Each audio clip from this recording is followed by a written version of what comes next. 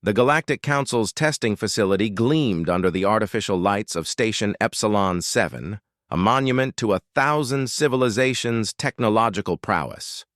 Lily stood before the crystalline archway, her human features drawing curious stares from the assembled alien dignitaries.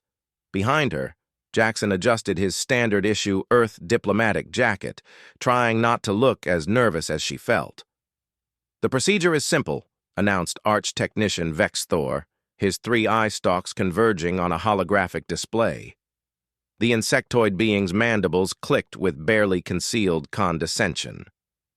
Each species representative passes through the Krell scanner. It measures inherent energy potential, psychic resonance, and biological power quotient. This determines your civilization's tier ranking in the galactic hierarchy. Lily watched as representatives from various worlds stepped through the archway. A crystalline being from Silius Prime caused the scanner to emit a pleasant blue glow, reading 847 units. A massive fur-covered Grombarian warrior triggered a deeper purple, 1,203 units. The crowd murmured appreciatively. The reigning champions, a ethereal ascended from Proxima Centauri, produced a brilliant golden cascade at 3,847 units. The assembled dignitaries burst into respectful applause. "Humans!" Vex Thor turned toward Lily and Jackson, his tone dripping with what could only be described as amusement. "You may approach whenever you feel prepared." Jackson placed a reassuring hand on Lily's shoulder. "You've got this," he whispered. "Remember, we're here to represent Earth, not to win some cosmic popularity contest." Lily nodded, squaring her shoulders.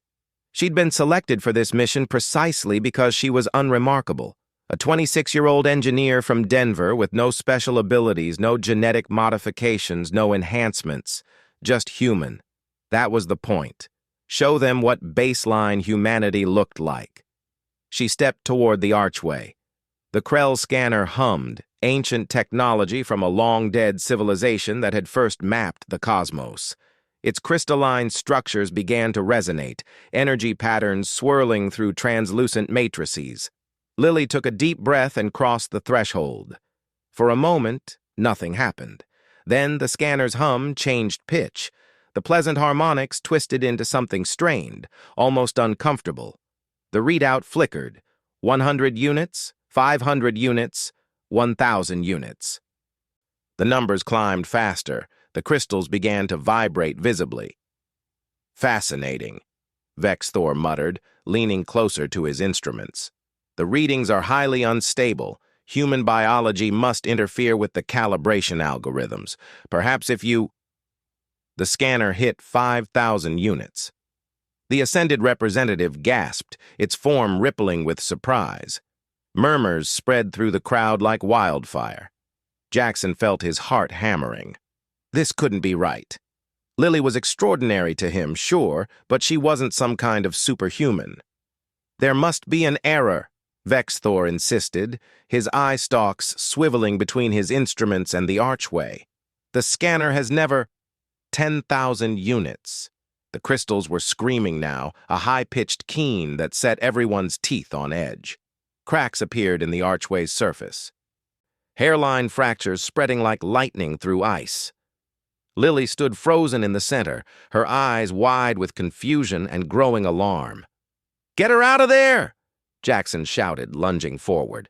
But before anyone could react, the scanner hit 50,000 units and simply exploded. The blast wasn't fire or force. It was pure, uncontrolled energy release. The crystalline archway shattered into 1,000,000 prismatic fragments that dissolved into light before hitting the ground. The shockwave knocked everyone flat. When the spots cleared from Jackson's vision, he scrambled to his feet. Lily stood in the center of the blast radius, completely unharmed, her hair slightly mussed. Around her, scorch marks radiated outward in perfect geometric patterns. She looked down at her hands, then up at the shocked assembly. I didn't do anything," she stammered. "I just stood there." Vex Thor picked himself up, his instruments sparking and dead. His voice had lost all its condescension.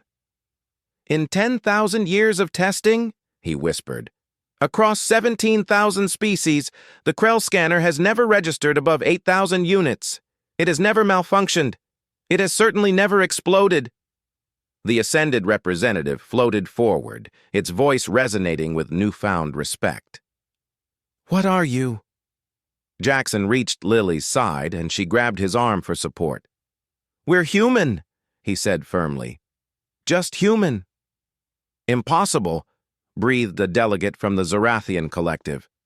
"Nothing just human could contain that much potential energy. The scanner was measuring latent power, the capacity for evolution," interrupted the Ascended, understanding dawning in its ancient eyes. "For adaptation, for potential yet unrealized."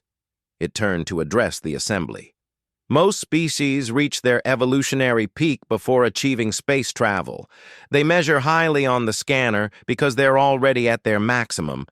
But humans are still evolving." Lily finished quietly, the realization hitting her. "We're not powerful. We're possible."